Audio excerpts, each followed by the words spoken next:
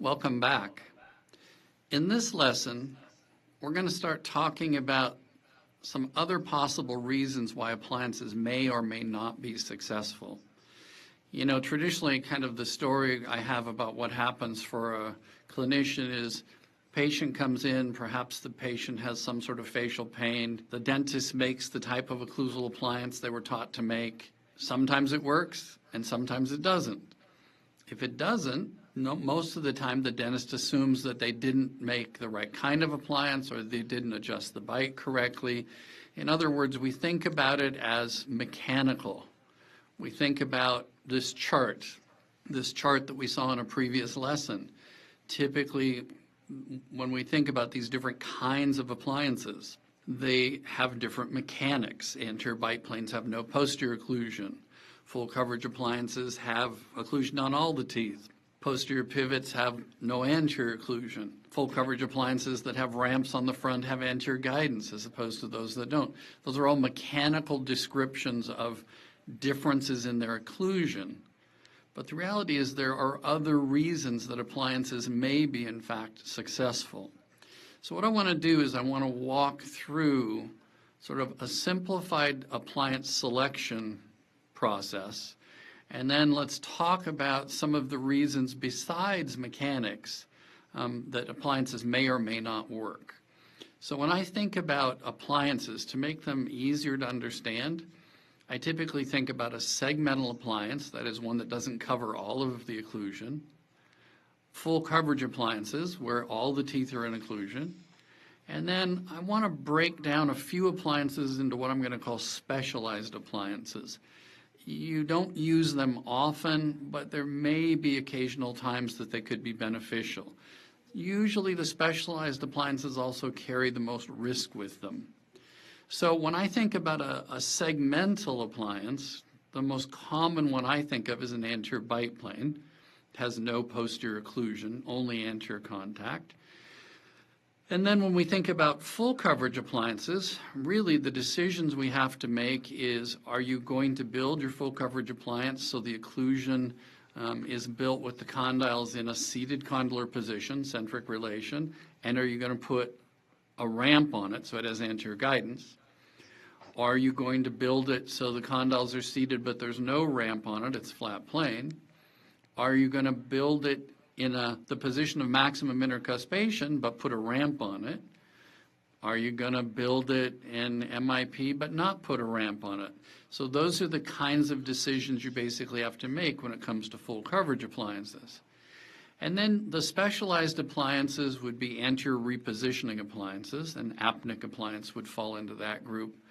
Posterior pivotal appliance, where there's no anterior occlusion, would fall into that group, and full coverage soft appliances. So most of my practice life lives in the segmental or full coverage range, because those are the appliances I would use the most. The specialized appliances, we'll walk through them and we'll talk about their indications, but typically you're living in an anterior bite plane world if you're only treating muscle pain and you have a patient with healthy joints, or you're living in a full coverage world if your patient has any kind of joint issues.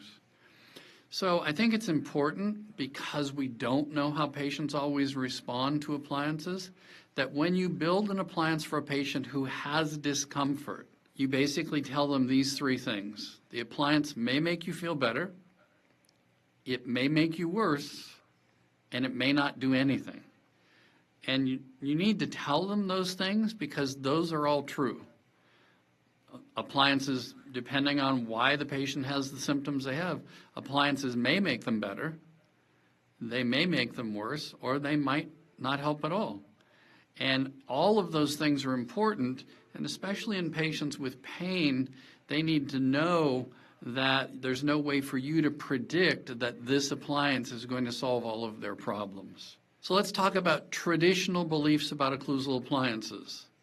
The traditional belief about occlusal appliances is that the mechanical alteration of the occlusion by eliminating interferences, providing anterior guidance, that reduces muscle activity, and that's why patients get better.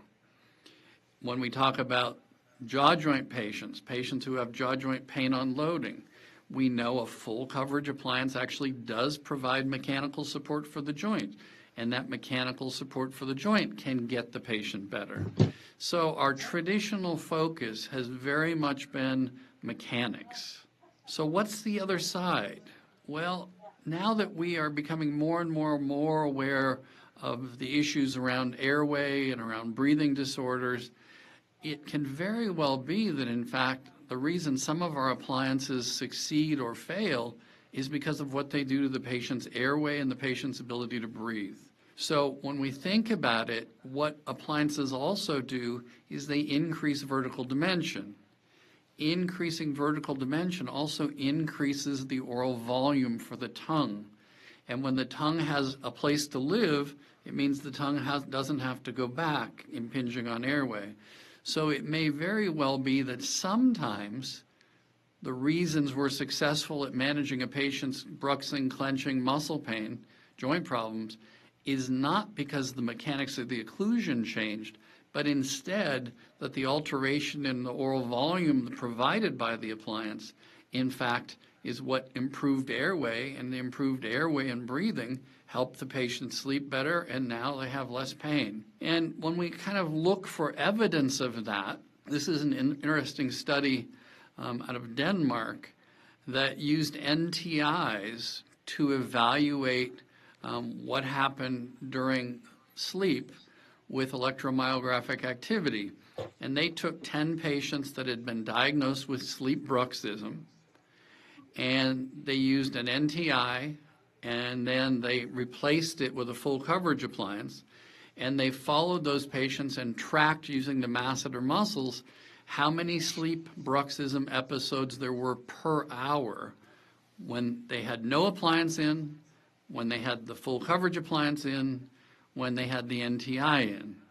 And in fact, this group had an average of 19 bruxing episodes an hour, quite high.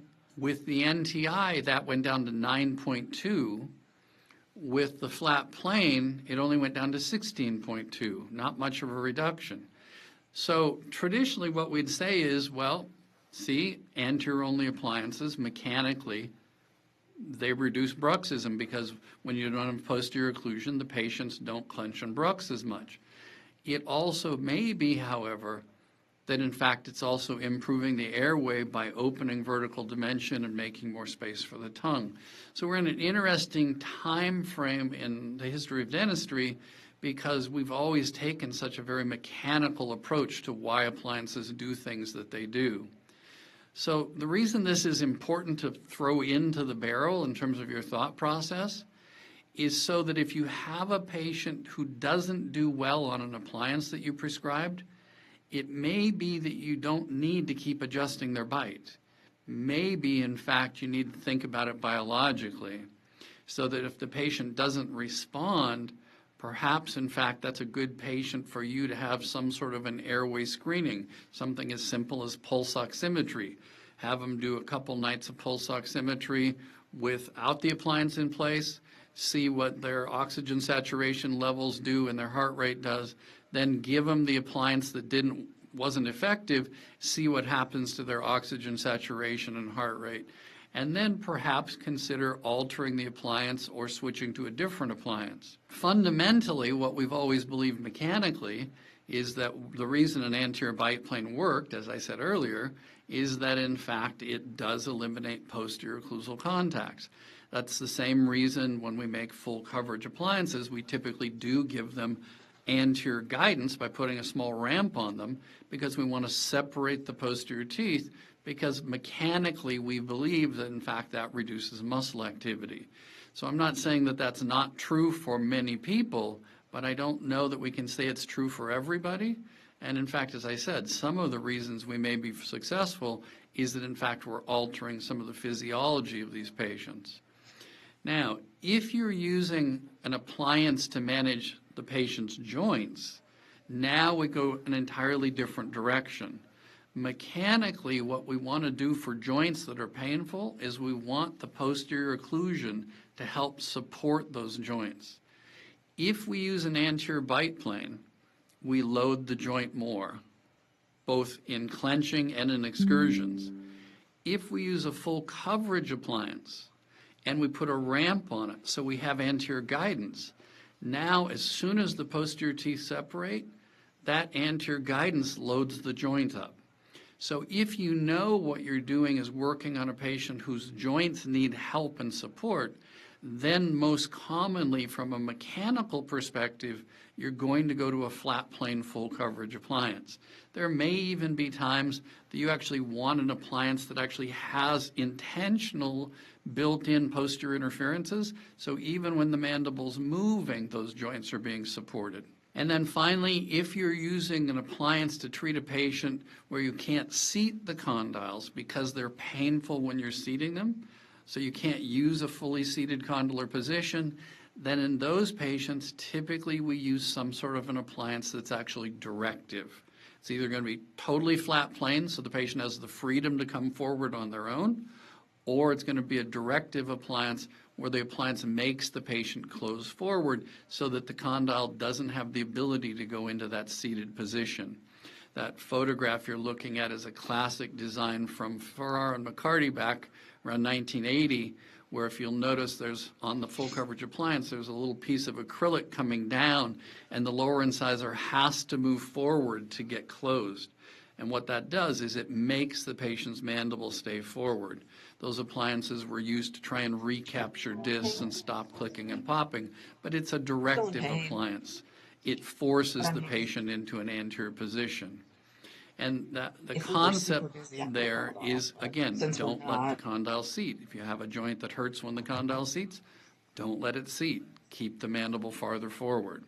How are you doing? So essentially, what I want you to realize as we move into these future lessons is essentially I want you to realize that we're going to cover appliances and we're going to talk about each of these different kinds of appliances from how we construct it to the risks it has, but it goes back to these issues of mechanics and biology. So mechanically, yes, posterior occlusion on full coverage appliance helps joints. Lack of posterior occlusion in bad joints can hurt joints. Lack of posterior occlusion typically helps muscles. So anterior biplanes can be very useful for muscle patients. But on top of all of that, realize that if your appliance isn't working, don't necessarily think it's just an occlusal problem. Realize, in fact, it may be an airway problem, and maybe you need to get that patient screened for that.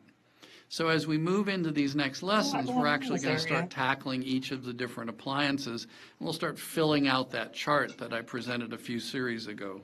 So I look forward to seeing you in the next lesson. Same.